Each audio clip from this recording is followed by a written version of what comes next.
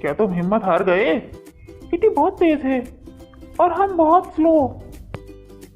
ओ, ऐसा है। क्या तुमने कभी बी और अर्थवर्म के बारे में कभी सुना है? तो सुनो। बहुत पहले दो छोटे छोटे से वर्म एक गार्डन में रहते थे। उनका नाम सैम और रॉकी था। वे बहुत अच्छे मित्र थे।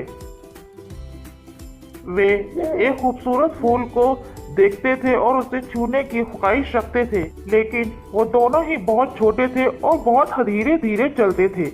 पर एक दिन उन दोनों ने तय करा कि वो फूल तक पहुंचकर रहेंगे।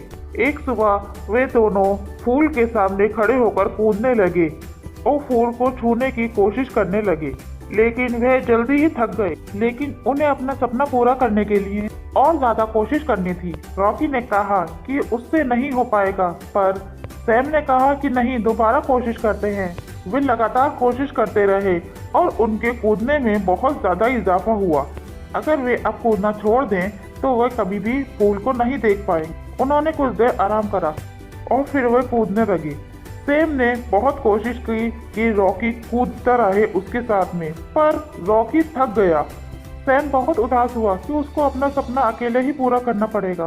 सैम ने थोड़ी देर आराम करा और फिर कूदना शुरू कर दिया। उसे अपनी कमर पर कुछ महसूस हुआ। उसने उसे छूकर देखा और उसे अपनी कमर पर कुछ नर्म नर्म सा महसूस हुआ और जल्दी ही वो नर्म चीज बड़ी हो गई और पंखों में तब्दील हो गई। अब सैम अपने पंखों को हिला सकता था। अब सैम अपने पंखों को हिलाकर उनसे उड़ सकता था। उसे विश्वास नहीं हो रहा था कि वो अपने पंखों से उड़ सकता है। अब वह उड़ने लगा था। उसने आसमान में उड़कर पूरे गार्डन को देखा और उस फूल को भी देखा। वह उस फूल के पास गया और उसे छुआ और उस वहां से कभी वापस नहीं आया। रॉकी जमीन पर ही रेंगता रहा। आज हम सैम को बी की तरह और रॉकी को अर्थवर्म की तरह जानते हैं। देखा, तुम्हें कभी भी धैर्य नहीं छोड़ना चाहिए। कभी नहीं दादी माँ।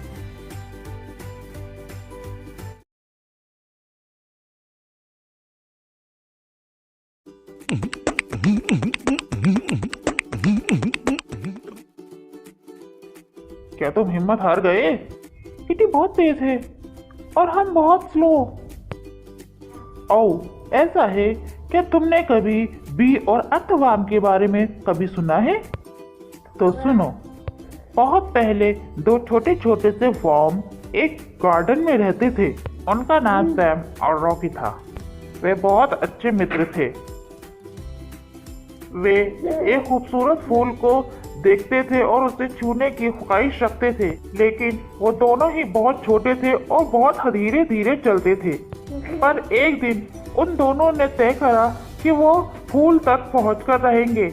एक सुबह वे दोनों फूल के सामने खड़े होकर कूदने लगे और फूल को छूने की कोशिश करने लगे, लेकिन वह जल्दी ही थक गए। लेकिन उन्हें अपना सपना पूरा करने के लिए और ज्यादा कोशिश करनी थी। रॉकी ने कहा कि उससे नहीं हो पाएगा, पर सैम ने कहा कि नहीं, दोबारा कोशिश करते हैं। वे लगातार कोशिश करते रहे और उनके कूदने में बहुत ज्यादा इजाफा हुआ।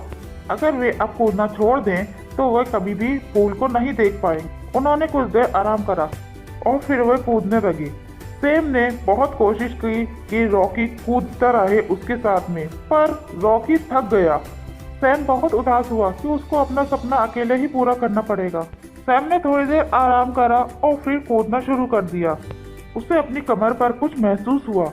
उसने उसे छूकर देखा और उसे अपनी कमर पर कुछ नर्म नर्म सा महसूस हुआ और जल्दी ही वो नर्म चीज बड़ी हो गई और पंखों में तब्दील हो गई।